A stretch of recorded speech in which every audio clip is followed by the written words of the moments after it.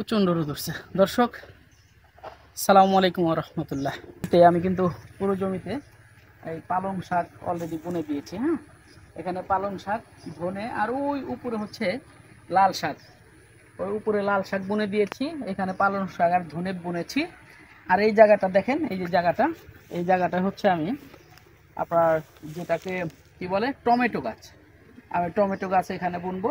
ওই যে প্রথমে একটা চাষ দিয়েছিলাম, অর্থাৎ এই কোদাল দিয়ে হলো আমি এই মাটিগুলো কুপিয়ে নিচ্ছি। এখানে তো লাঙ্গল ঢোকানো সম্ভব না, তাই অনেক পরিশ্রম করতে হচ্ছে, অনেক।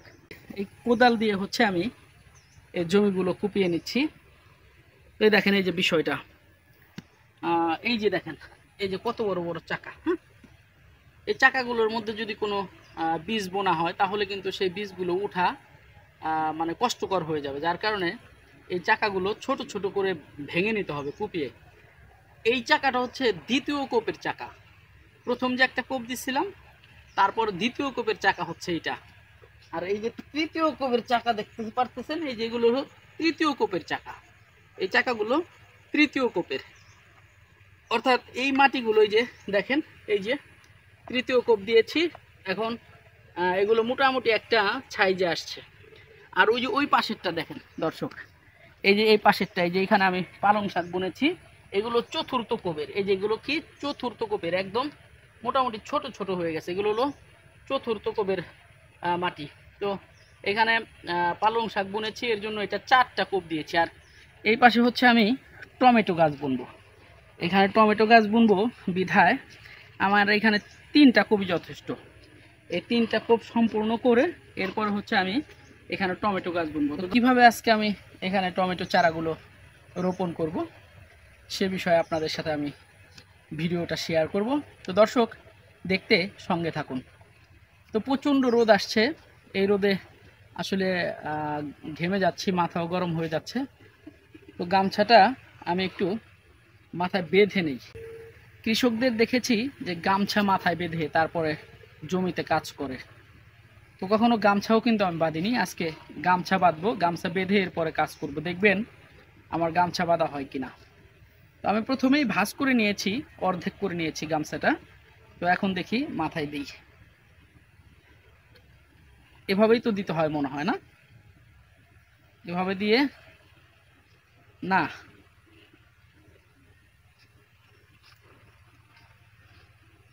দর্শক, গামছা বাঁধাটা তো দেখতেছি একটু ক্রিটিক্যাল বিষয়। আমার তো চোখ আটকে যায়। কিভাবে বাঁধবো তাহলে? এভাবে? না, এভাবে তো না।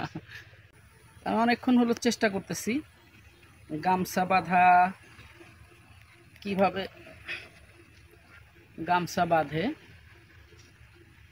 না, কোনোভাবেই কিন্তু আমার গামছা বাঁধা হচ্ছে না। গামছাটা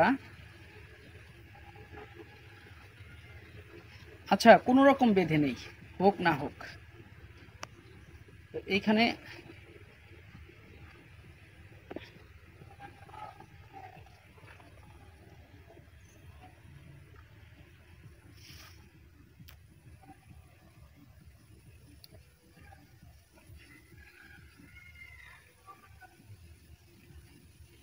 এটা কি সামনে দেবো না পিছনে দেবো? পিছনে দিই।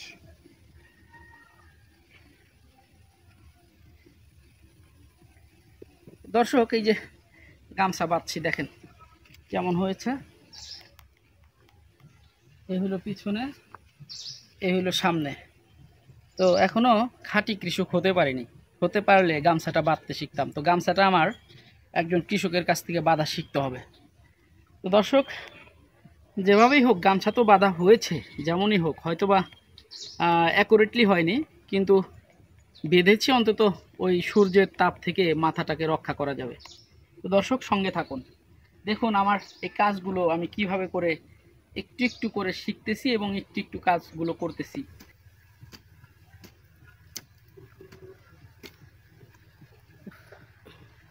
দর্শক, মাটি কোপানোর কাজ প্রচুর কষ্টের কাজ। এই কোমরটা একদম ধরে গেছে। কৃষকদের আসলে কি বলবো, যে এই দেশের জন্য তাদের অত্যন্ত গুরুত্বপূর্ণ ভূমিকা রয়েছে। কৃষকরা তাদের গায়ের রক্তকে পানি করে এরপর আমাদের কৃষিজাত দ্রব্যগুলো বাজারজাত করে থাকেন। বিনিময়ে তারা আহামরি কিছু যে পায় তাও কিন্তু না। হয়তোবা বলতে পারেন যে কৃষিকাজ করে তো তারা ফ্রিতে আমাদেরকে দেয় না। না, ফ্রিতে দেয় না, ঠিক আছে, কিন্তু তারা কিন্তু অনেক পরিশ্রমের পরে ন্যায্য মূল্যটুকু পায় বলেও আমার মনে হয় না। ন্যায্য মূল্য অন্যরা পায়, তারা যতটুকু পরিশ্রম করে তার চাইতে বেশি পায়, তারা হলো সিন্ডিকেট। কিন্তু ওই কৃষকরা এই মাথার ঘাম পায়ে ফেলে রক্তকে পানি করে যে পরিশ্রম করে, এই পরিশ্রমের বিনিময়ে তারা মনে হয় দামি একটা শার্ট, দামি একটা লুঙ্গি কিংবা প্যান্ট সেটাও পরে না। কেননা তারা যে টাকা কৃষিকাজের জন্য খরচ করে সেই টাকার থেকে খুব বেশি লাভ কিন্তু তাদের আসে না। অল্প কিছু টাকা হয়তো বা তাদের লাভ হয়, সেই অল্প টাকা তারা পরিবার পরিজনের পিছনে খরচ করে থাকেন। বিনিময়ে ঘুরে দেখবেন কৃষকের বাড়িতে তেমন ভালো একটি ঘর নেই, তাদের শরীরে তেমন ভালো পোশাক নেই, এবং তাদের যে চেহারা সেই চেহারার মধ্যেও তেমন একটা উজ্জ্বলতা নেই। তারা যেন একদম মাটির মতো হয়ে গেছে, মাটির রং হয়ে গেছে। এই কৃষিকাজের কাছে তারা নিজেদেরকে সঁপে দিয়েছে। তো দর্শক, অনেক কথা বললাম, তো এখন আমি আপনাদেরকে যেটা দেখাবো সেটা হচ্ছে ছোট ছোট জায়গা করে, সেই ছোট ছোট জায়গায় আমি অল্প অল্প কিছু রোপণ করছি। এই যে এইখানে দেখেন, এটা হচ্ছে আপনার এই যে অল্প, কিন্তু এটাই হচ্ছে আপনার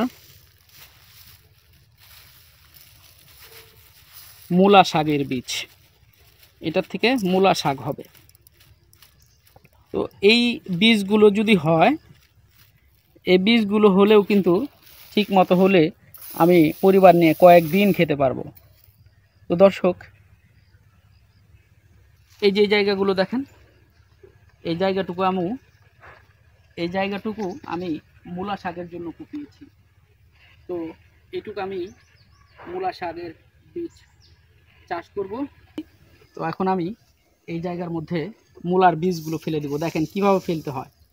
তো অনেকে অনেক প্রসেসিংয়ে ফেলে, তো আমি খুব সহজ করেই ফেলতেছি। এই জায়গাটুকু আমি প্রায় 4টা কোপ দিয়েছি কোদাল দিয়ে।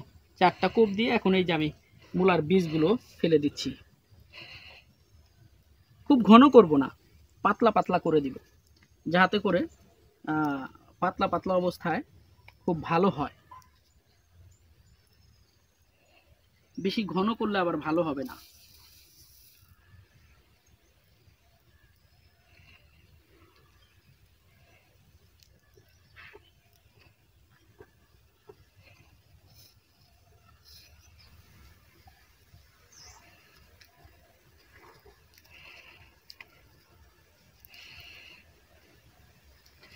এই যে বীজগুলো আমি ছিটিয়ে দিলাম।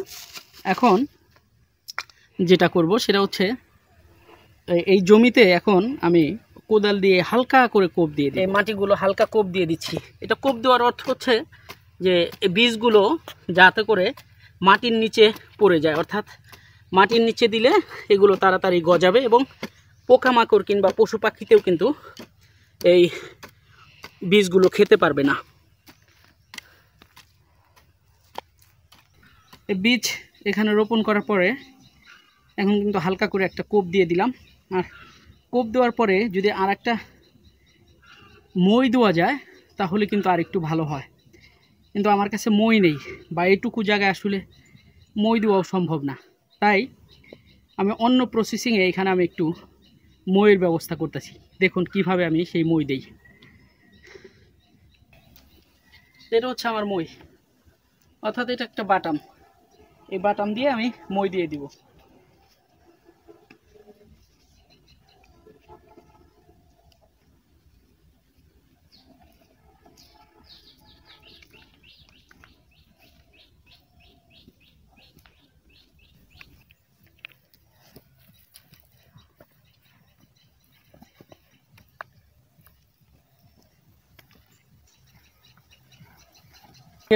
যে বীজগুলো ছিটালাম সেই বীজগুলো কি হয়েছে, এই যে মাটির নিচে চলে গেছে। তাই এর জন্য এই মইটা দিলে কি হয়, এই বীজগুলো মাটির নিচে চলে যায়। এতে করে আপনার বীজগুলো মাটির যে রস, সেই রসগুলো শুষে নিতে পারে এবং বীজগুলোর থেকে যে চারাটা হবে সেই চারাটা খুব দ্রুত হতে পারবে।